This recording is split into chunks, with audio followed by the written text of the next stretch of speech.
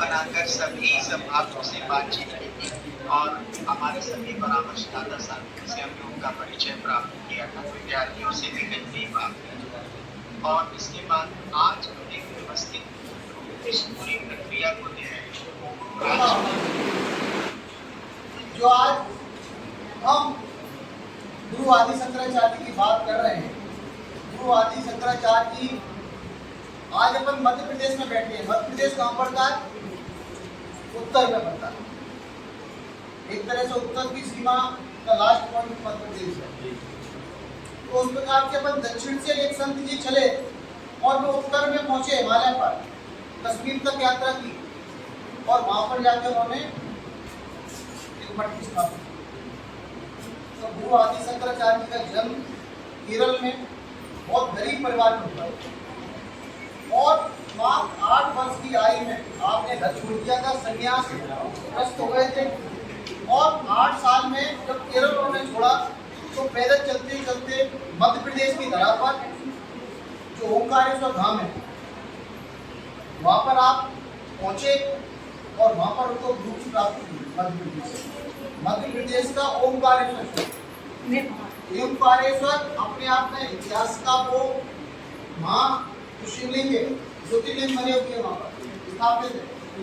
तो उस समय वहां कौन सी नर्मदा जी जब वहां बह रही थी उन्होंने वहां पूजा की, अर्चना की और वहां पर उनको आज भी वो गुरु आदि शंकराचार्य की गुफा ओंकारेश्वर में स्थापित है। मध्य प्रदेश जनज्ञान परिषद ने मध्य प्रदेश शासन के निर्देशन में 2017 में एकात्म यात्रा का आयोजन पूरे मध्य प्रदेश की 313 विकास खंडों के 55,000 ग्राम पंचायतों में यात्रा निकाली और उस यात्रा के माध्यम से अष्ट धातु का एकत्रित किया गया। उस अष्ट धातु को एकत्रित करने के बाद ओंकारेश्वर में वो पहुंचाई गई और आज आप और हम देख रहे हैं कि पिछले साल जब पूर्व मुख्यमंत्री थे आदरणीय शिवराज सिंह चौहान जी, उन्होंने ओंकारेश्वर में गुरु आदि शंकराचार्य जी की 108 की प्रतिमा का लोकार्पण किया और आज अपन देखेंगे अद्वैत वेदांत के सिद्धांत का विश्वविद्यालय भी आने वाले समय में ओंकारेश्वर में स्थापित होने जा रहा है। वो कहीं ना कहीं धर्म और संस्कृति और हमारी परंपराओं को बचाए रखने के लिए धर्म जागरण का कार्यक्रम हर सरकार को चलाना जरूरी है। क्योंकि जब तक हम अपने ऊपर विश्वास कर रहे हैं, अपने ऊपर विश्वास कब कर रहे हैं? व्यक्ति को अपने ऊपर विश्वास कब होता है? कोई बता पाएगा? जब तक अपन को कभी दूसरे के बारे में विश्वास नहीं कर पाएंगे, जब तक अपने ऊपर विश्वास नहीं। जीवन में एक दोस्त ऐसा होना चाहिए, मित्र ऐसा होना चाहिए, भाई ऐसा होना चाहिए जिसपे हम आंख मूंझ के भरोसा करते। जब हम अपने आप पे भरोसा करते, गुरु आदि शंकराचार्य जी ने 8 वर्ष की आयु में चारों वेदों की स्थापना की, चारों वेदों को लिखा और 16 वर्ष की आयु में उन्होंने 100 वेद प्रमाणक की स्थापना की और उनसे चारों दिशाओं में भ्रमण कर 4 मठों की स्थापना की और पूरे देश दुनिया में तो होने जा रहा था। उस समय हिंदू जो धर्म था, हमारी जो संस्कृति थी वो कहीं ना कहीं उनके समझ नगड़ने लग रही थी, छोटी सी लग रही थी। हमें अपने उस समय धर्म पे ही लोगों को अविश्वास होने लगा। जब अविश्वास अपने धर्म के प्रति होने लगे तो समाज में क्या होता है? एक धर्म को स्वीकार भी कर रहे हैं और उसकी क्षमता को भी मान रहे हैं। इससे पहले देश दुनिया में अपने प्रकार की चीजें हुई, लेकिन भारत को हमेशा ही उनसे रिक्वेस्ट करना पड़ी, उनसे सहायता मांगनी पड़ी। लेकिन देश दुनिया में पहली बार हुआ है जब भारत देश का सहयोग करने के लिए कंट्रियां अपने आप कह रही कि हम भारत के पक्ष में, भारत के साथ है, आतंकवाद का हम विरोध करेंगे, आतंकवाद का समर्थन देंगे, विरोध करेंगे। जब तक आतंकवाद जिससे खत्म नहीं होगा पूरी दुनिया की समस्या होगा। जी, ये सारा शास्त्रों के माध्यम से, धर्म के माध्यम से इन सारी चीजों को खत्म किया सकता है। लोगों की भावना और ऊर्जा को अपन इन धर्म ग्रंथों के माध्यम से जो परंपराएं चली आ रही है, हम सबका सौभाग्य है। क्योंकि एक कहावत है कि अकेला चना भाड़ नहीं फोड़ता, यह कहावत है, लेकिन इस कहावत को भी उन्होंने उल्टा कर दिया है। शंकराचार्य कितने थे? एक ही थे। इन्होंने एक सिद्धांत के माध्यम से बने हुए पहले के अनेक सिद्धांतों को धूमिल कर दिया। सिद्धांत संभवतः अधिकांश लोग सुनते होंगे। ब्रह्म का नाम तो आचार्य शंकर ने अपने वेदांत दर्शन में ब्रह्म सत्यम जगत मिथ्या का जो घोष किया, उससे पूरे राष्ट्र में एक क्रांति सी जागृत हो गई। केवल एक शब्द नहीं था, बल्कि एक पूरा बंधन सूत्र था, और इतने सरल भाषा में उसको उच्चारित किया कि आज वो हमारे पाठ्यक्रम का हिस्सा बन गया। क्योंकि जब तक हम कहते हैं आत्मा को नहीं जानेंगे तो परमात्मा की बात हम कहाँ कर सकते हैं। हमारे सभी मंचासीन अतिथिगण, कार्यक्रम की संयोजिका ज्योति गोस्वामी जी और यहाँ उपस्थित सभी सुधीजन, माता बहनें, मार्गदर्शन के लिए शंकराचार्यों की व्यवस्था है और उसी व्यवस्था के तहत हमारा सनातन धर्म में मार्गदर्शन देने के लिए शंकराचार्यों की नियुक्ति होती है। चूँकि वह हमारे मार्गदर्शक भी होते और हमें धर्म की शिक्षा, हमने पढ़ा था, एक पहले पत्रिका आती थी धर्मयुग, बहुत पहले आती थी एक बड़ी पत्रिका, और उसमें ये लिखा था, एक बड़ा लेख था 2-3 पेज का, कि अगर शंकराचार्यों ने हमारी इस व्यवस्था को बनाया और चलाया नहीं होता तो निश्चित रूप से आज जो हमारा देश एक सूत्र में पिरोया हुआ है, जो गंगा जमुनी सरस्वती जो हमारे यहाँ संस्कृति है, उसका जो हमारे यहाँ पालन होता है वह शायद नहीं हो पाता। और तमाम देश हम आज देखते हैं कि तमाम देश विखंडन की ओर है, युद्ध होते रहते हैं, जैसे अभी हमारा भी चल रहा था। और जो बगल का देश है जो हमसे टूटकर बना हुआ था, उसमें आज भी कोई व्यवस्था न होने के कारण ही उनकी व्यवस्था पूरी की पूरी अव्यवस्थित है। और उनके यहाँ कोई ये सिस्टम नहीं होता कि कब सेना उन पर हमला कर दे और कब सेना सरकार को हटाकर खुद अपना कब्जा कर ले, और ऐसा कई बार वहाँ पर हुआ। और चूंकि हमारे यहाँ एक धार्मिक व्यवस्था है और कहीं ना कहीं हमारी धार्मिक व्यवस्था पूरी की पूरी कहीं हमसे जुड़ी हुई है, सबके कोई ना कोई आधार है। हर चीज़ जो हिंदू धर्म में या सनातन धर्म में है वो कहीं ना कहीं हमारे जीवन पद्धति से जुड़ी है और हमारे जीवन पद्धति को एक निश्चित मार्ग पर ले जाने और हम सबको आपस में एक रखने के कारगर होती है। और ऐसे शंकराचार्य की जयंती के अवसर पर आप सभी को बहुत बहुत शुभकामनाएं, धन्यवाद। आप सब यहाँ आए। जय श्री राम। आदि गुरु शंकराचार्य के चरणों में नमन करती हूँ।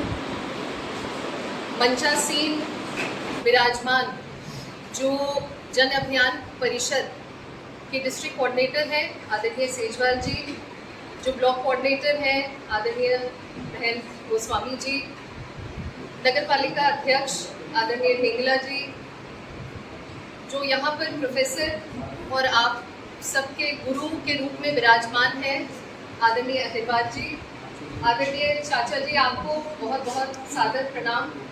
आप सभी लोग जो यहाँ पर उपस्थित हैं, मैं परिणीता राजे आप सभी लोगों को सादर प्रणाम करती हूँ। देखिए, आज जिस उपलक्ष्य पे हम सब यहाँ पर एकत्रित हुए हैं, ये हर सनातनी के लिए, हर हिंदू के लिए बड़े गौरव का विषय है कि आज आदि गुरु शंकराचार्य के ऊपर हमें 2 शब्द कहने का एक अवसर मिला। मेरे लिए ये डबल सौभाग्य की बात इसलिए है, थोड़ा विषय से अलग जा रही हूँ, पर चूंकि मैं यहाँ पर आई हूँ तो ये बताना मेरा दायित्व है, मेरा कर्तव्य है। और आप सब लोग क्योंकि दतिया से जुड़े हैं, इस धरती से जुड़े हैं, तो आपके लिए ये जानना आवश्यक है कि जिस प्रांगण में आज ये कॉलेज खुला हुआ है, वो एक समय पहले जब राजतंत्र था, जब महाराज गोविंद सिंह थे, तो मेरी दादी यही रहा करती थी। ये राधा निवास के नाम से इस प्रांगण को जाना जाता था। राधा निवास में मेरी दादी राजमाता पद्मा कुमारी जी जब शादी होकर आई तो यही रहा करती थी। तो बहुत वर्ष इसी प्रांगण में हमारा परिवार रहा है। तो कहीं ना कहीं जब मुझे पता चला, आदरणीय गोस्वामी जी ने मुझे बताया कि पीजी कॉलेज में कार्यक्रम है, तो मेरे लिए एक डबल इंसेंटिव जिसे कहते हैं, तो वो हुआ और मैं अपनी बेटी को भी इसीलिए लेकर आई क्योंकि मैंने कहा कि यहाँ पर जब हमारे परिजन रहा करते हैं तो हमारे लिए तो ये वैसे ही एक पूजनीय स्थान है और पीजी कॉलेज है यहाँ पे, तो वो निश्चित तौर पे एक ऐसी जगह है जहाँ आप सभी लोगों को शिक्षा प्राप्त हो रही है ऐसे विद्वत जनों से, तो ये बड़े ही गौरव की बात है। अब आदि गुरु शंकराचार्य के बारे में मुझे नहीं पता आप में से कितने लोग पढ़ते हैं या जानते हैं या पढ़ने में रुचि रखते हैं, लेकिन विश्वास मानिए अगर हम सच्चे सनातनी हैं तो ऐसे महापुरुषों के बारे में हमें निरंतर अध्ययन करते रहना चाहिए, क्योंकि अगर देखा जाए तो आदि गुरु शंकराचार्य कोई मामूली संत नहीं थे, वो एक विचार थे, वो एक संकल्प थे, वो एक योग पुरुष थे। इतनी छोटी अवस्था 6 साल, 3 साल, 8 साल, ये वो अवस्था होती है जब एक बच्चा अपने माँ के साथ खेल कूद में, थोड़ी बहुत पढ़ाई लिखाई में, उस सब में लगा रहता है। लेकिन इतनी छोटी उम्र में अगर किसी बच्चे ने वेदों का, पुराणों का, उपनिषदों का अध्ययन कर लिया, उसे ग्रहण कर लिया, तो ये मामूली बात नहीं। और 8 साल की उम्र में संन्यास लेना ये भी कोई मामूली बात नहीं है, कोई नहीं सोच सकता इस तरफ। चारों दिशाओं में मठों की स्थापना करना ये भी कोई मामूली बात नहीं है। अगर आदि गुरु शंकराचार्य नहीं होते तो शायद जो एक सूत्र में आज हमारा सनातन धर्म जुड़ता नजर आ रहा है, ऐसी पहल नहीं होती। और आप लोगों को ये जानना आवश्यक है कि उन्होंने पूरे भारतवर्ष में पैदल यात्रा की। और जैसा कि आदरणीय सेजवाल जी ने आपको बताया, ओंकारेश्वर में उन्हें अपने गुरु की प्राप्ति हुई। तो एक छोटी सी कहानी मैंने पहले पढ़ी थी, तो वो आपको बताती हूँ कि जब संन्यास लेकर आदि गुरु शंकराचार्य निकले तो ओंकारेश्वर पहुंचे। वहां पर एक गुफा में उनके गुरु थे गोविंद पाद जी, तो वो अपनी तपस्या में लीन थे। तो आदि गुरु शंकराचार्य पहुंचे, उन्होंने चरण स्पर्श की और वहीं सामने बैठ गए। तो अपने ध्यान से जब गोविंद पाद जी का साक्षात्कार हुआ आदि गुरु शंकराचार्य से, तो उन्होंने एक सवाल किया कि तुम कौन हो, कहाँ से आए हो। तो कोई और होता तो अपना नाम बताता या जिस गांव से आया है वो बताता, लेकिन आदि गुरु शंकराचार्य ने कहा कि ना मैं धरती हूँ, ना मैं आसमान हूँ, ना मैं वायु हूँ, ना मैं जल हूँ, मैं ये कुछ नहीं हूँ, मैं बस ब्रह्म का एक अंश हूँ। जब गोविंद पाद जी ने ये सुना तो उन्हें लगा कि इस बालक में कुछ बात है, तो उन्होंने तब उन्हें शिक्षा देने का निर्णय लिया।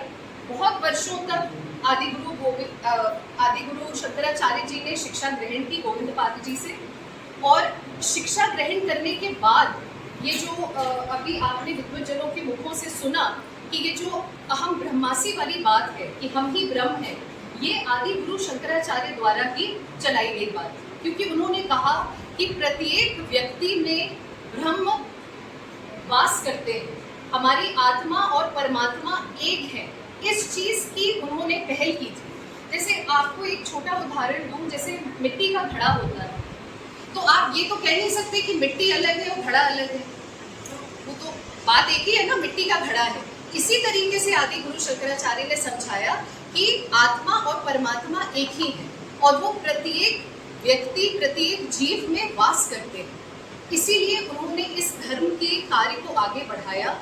हमेशा उनका एक ही रहता था कि हम खंडों में ना बटे, हमारा सनातन धर्म एक रहे। और आज आप लोग सब जो यहाँ पर विराजमान हैं, आप देश का भविष्य है, तो आप लोगों के लिए तो ये बहुत बहुत आवश्यक है कि आप कुछ भी करें। आप MSW, BSW करें, बहुत अच्छी बात है, लेकिन कहीं ना कहीं अपने धर्म से जुड़े रहें, धर्म की बात करते रहें, धर्म को अपने अंदर उतारते रहें और उसका प्रचार प्रसार करें। जो बीड़ा आदि गुरु शंकराचार्य ने 1200 साल पहले उठाया था, वो कहीं ना कहीं अगर हम पाश्चात्य पद्धति की ओर अपना रुझान रखते हैं तो वो कहीं ना कहीं भटक रहे हैं अपने मार्ग से। तो हम ये मार्ग से ना भटके। मैं तो हमेशा सब लोगों से कहती हूँ कि आपके घर में जो भी है, पूजा पाठ है, धर्म के कार्य हैं, कुछ भी ऐसा सनातन धर्म से रिलेटेड है, और आपके पास तो आजकल ये मोबाइलों की सुविधा आ गई है, इसमें आप चाहे तो बहुत कुछ देख सकते हैं। ज़रूरी नहीं है कि हम हर वो चीज़ देखें जिससे हमारी राह या हमारा मार्ग भटक रहा हो। हम चाहें तो बड़े अच्छे उपयोग में भी हम इसे ले सकते हैं। तो इसीलिए धर्म के कार्यों से जुड़े रहिए। और एक चीज़ हमेशा ध्यान रखिए कि मेरे पति कहते हैं कि वो बड़े आध्यात्म की ओर उनका बड़ा रुझान है, तो वो हमेशा मुझे बताते हैं कि जब हम लोग कहते हैं ना, मैं तुझे ढूंढने निकला, जब हम भगवान को ढूंढने निकलते हैं तो मैं ही मैं था। जब मैं परमात्मा को ढूंढने निकला तो मैं ही मैं था, लेकिन जब मैंने परमात्मा को पा लिया तो तू ही तू। तो ये बहुत बहुत गहरी बात है।